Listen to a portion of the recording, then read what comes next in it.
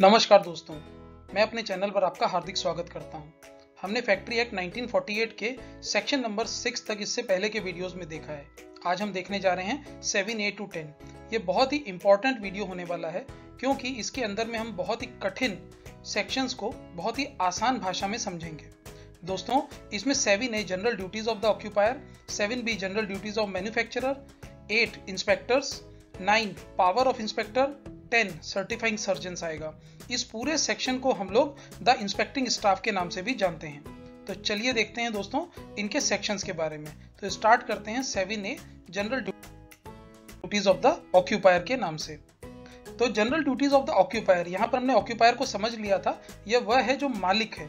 तो प्रत्येक मालिक यह सुनिश्चित करेगा कि जितना संभव हो फैक्ट्री में काम करने वाले सभी श्रमिकों का स्वास्थ्य, सुरक्षा और भलाई सुनिश्चित हो सके।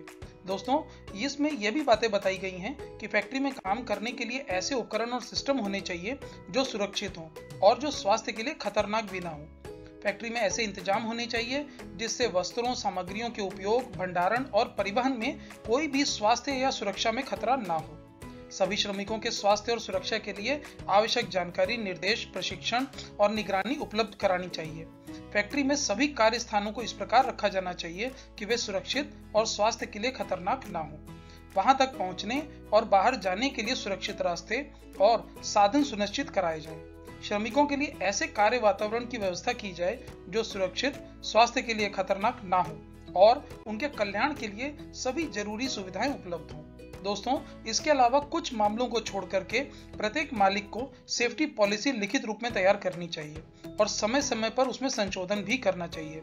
यह सेफ्टी पॉलिसी, इसके संशोधन सभी श्रमिकों तक इस तरीके से पहुंचाए जाएं जैसा कि कानून में कहा गया है और इसको उन सभी जगहों पर लगाना होगा जहां पर श्रमिक आकर के बैठते हों या उनके कार्य करने की जगह हो।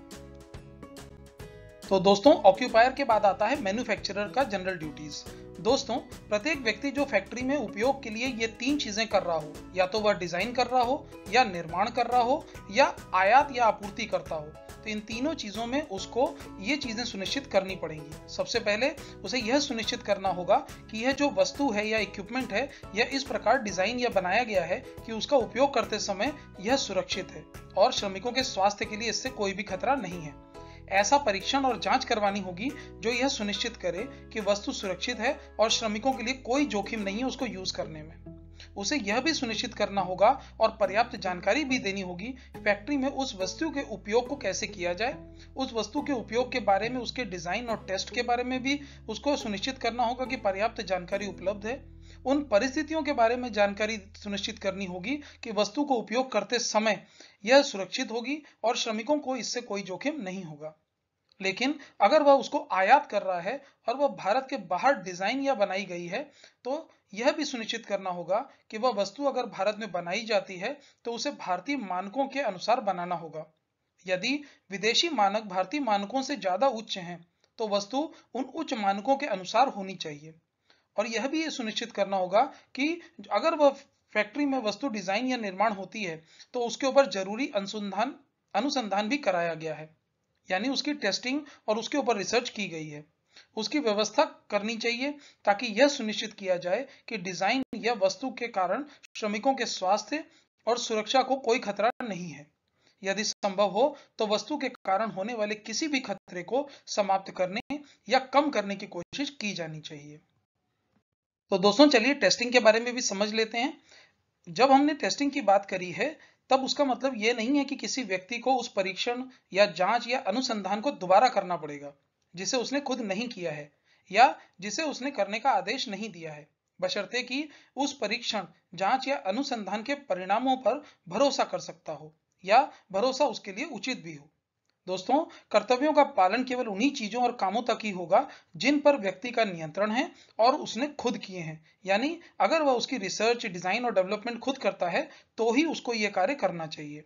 अगर कोई व्यक्ति किसी वस्तु को उस वस्तु के उपयोगकर्ता द्वारा दिए गए किसी वचनबद्धता के आधार पर डिजाइन, निर्माण, आयात या आपूर्ति करता है ताकि यह सुनिश्चित किया जा सके कि वस्तु का उपयोग सुरक्षित होगा और श्रमिकों के स्वास्थ्य के लिए कोई खतरा नहीं होगा, तो उस वचनबद्धता का असर उस व्यक्ति को उपधारा 1 खंड का द्वारा दिए गए कर्तव्यों के उस हद तक राहत दिलाएगा और उसे यह नहीं करना होगा जो वचनबद्धता के शर्तों के अनुसार उचित होगा।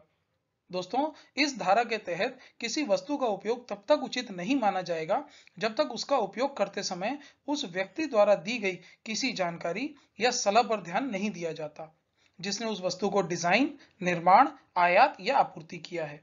और यहाँ पर जब भी हम वस्तु के बारे में बात कर रहे हैं तो वह कोई संयंत्र हो सकता है या मशीनरी भी हो सकती है।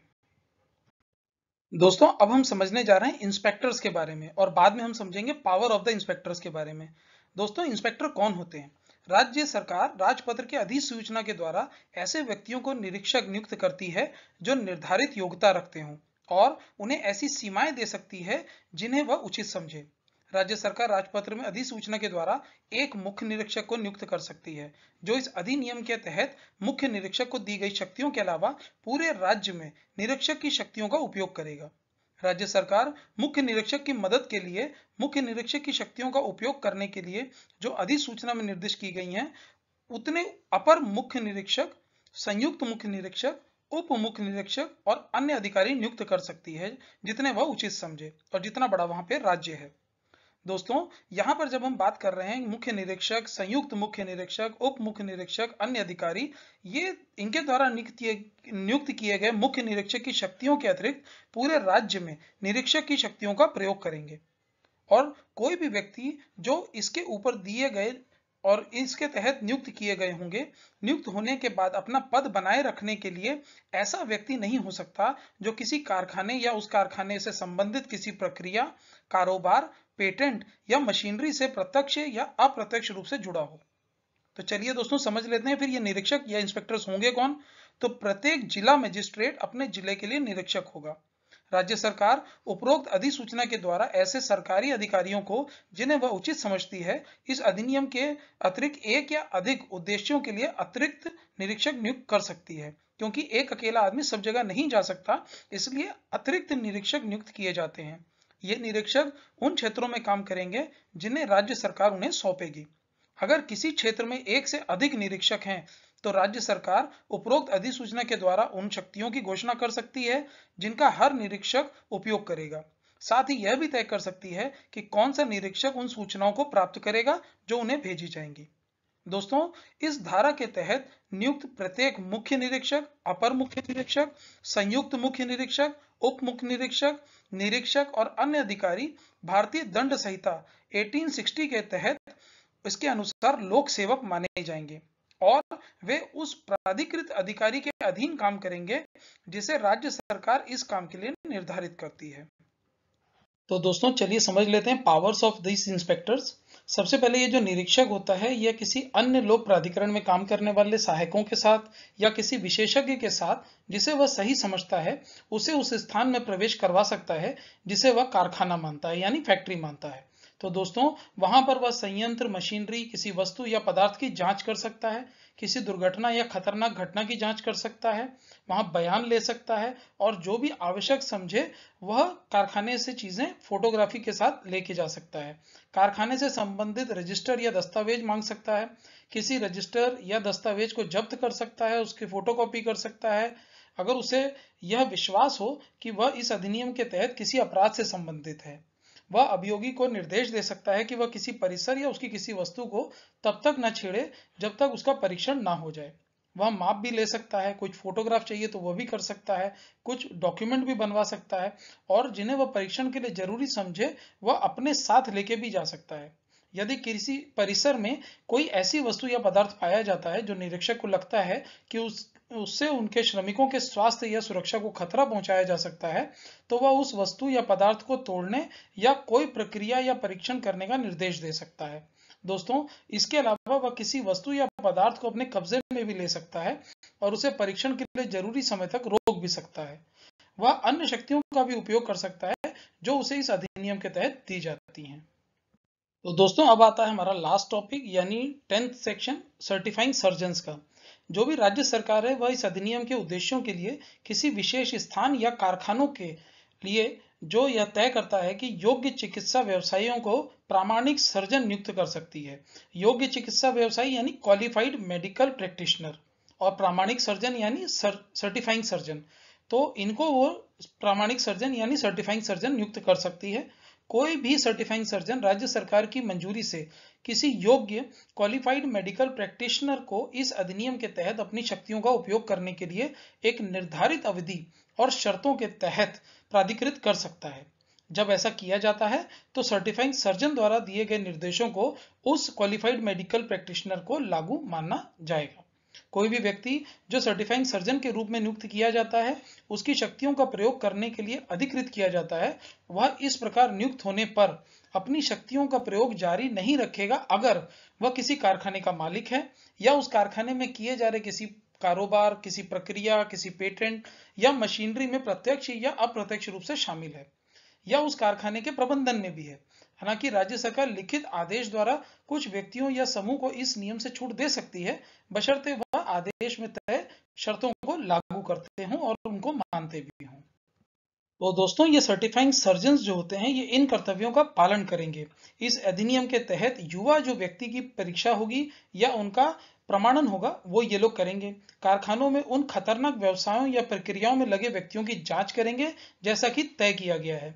ऐसे चिकित्सीय पर्यवेक्षक का उपयोग किया जा सकता है जो किसी विशेष कारखाने या कारखानों के वर्ग के लिए निर्धारित किया गया हो, जहां पर बीमारी के मामले हुए हों और यह माना जाता है कि वे बीमारी उस कारखाने की काम की प्रक्रिया या वहां के कार्य के कारण हुई है। यदि विनिर्माण प्रक्रिया में कोई परिवर्तन हुआ है या इसमें इस्तेमाल होने वाली वस्तुओं में बदलाव हुआ है या किसी नई प्रक्रिया को अपनाया गया है जिससे श्रमिकों के स्वास्थ्य को खतरा हो सकता है, यदि युवा व्यक्तियों को ऐसे कार्य में लगाया गया है या लगाया जाने वाला है जिससे उनके स्वास्थ्य को खतरा हो सकता है, तो ये सब काम सर्टिफाइंग सर्जन्स को चेक करना है और वहां पर जाकर के इसको कंप्लीट भी करना है। तो दोस्तों, इस धारा में कोई भी ऐसा सर्टिफाइंग सर्जन जो ऐसा व्यक्ति अभिप्रेत है कि भारतीय आयुर्विज्ञान उपाधि अधिनियम 1916 या भारतीय आयुर्विज्ञान परिषद अधिनियम 1933 के तहत तय किए गए योग्यता मानकों को पूरा करता हो, उसी को सर्टिफाइंग सर्जन के रूप में बोला जा सकता है या प्रमाणित किया जा सकता है। तो दोस्तों, आपने 7A से लेकर के 10 तक सारे सेक्शंस देख लिए हैं और यहाँ पर आकर के हमारा द इंस्पेक्टिंग स्टाफ जो है ये कंप्लीट हो जाता है। इसको समझने में, इसको सिंपल हिंदी में लाने में हमने बहुत कोशिश की है, बट फिर भी जो स्लाइड्स हैं उसको हमने इंग्लिश में इसलिए रखा है कि अगर आपका एग्जाम आता है तो आपको वो वर्डिंग्स ही लिखनी होंगी। तो प्लीज़ जो भी स्लाइड्स में दिया गया है आप उसके हिसाब से तैयारी करिएगा और जो एग्जाम है उसको भी अच्छे से पास करिएगा। लेकिन उससे भी ज़्यादा इंपॉर्टेंट है कि आप फैक्ट्री एक्ट को अच्छे से समझ जाएं, क्योंकि आने वाले समय में अगर आपको कहीं पर भी किसी फैक्ट्री में एज अ सेफ्टी ऑफिसर या सेफ्टी सुपरवाइजर जॉब मिलती है तो आपको एज अ फैक्ट्री एक्ट उसको लागू करना ही होगा और वहां पर ये सब चीजें समझ करके देन ही आप अच्छी तरह से वहां पर सेफ्टी का काम देख पाएंगे। तो आपने हमारे वीडियो को लास्ट तक देखा है, आपका बहुत बहुत धन्यवाद। अगर आप नए हैं तो प्लीज सब्सक्राइब जरूर करिएगा, उससे हमें बहुत हौसला मिलता है और हम आने वाले टाइम में आगे के भी जितने सेक्शन हैं फैक्ट्री एक्ट के वो लेके आने वाले हैं। तो प्लीज हमारे साथ बने रहिएगा और अपने दोस्तों यारों के साथ इसको खूब शेयर करिए ताकि सभी सेफ्टी ऑफिसर्स अच्छी तरह से फैक्ट्री एक्ट को समझ जाएं और उनकी जो हमारा इस समय का इंडस्ट्री का स्टैंडर्ड है उसमें खूब वैल्यू बने। आप सभी लोगों का खूब खूब धन्यवाद।